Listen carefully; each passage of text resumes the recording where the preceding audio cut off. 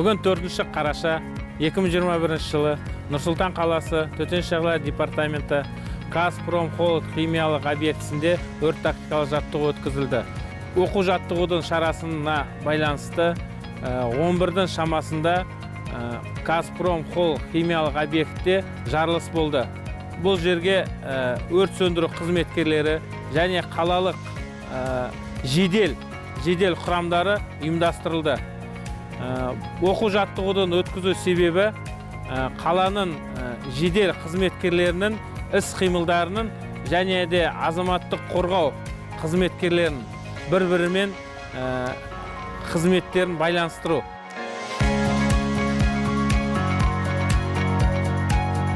Оқу жаттығу жағдайына байланысты бізге дабыл түскен болатын.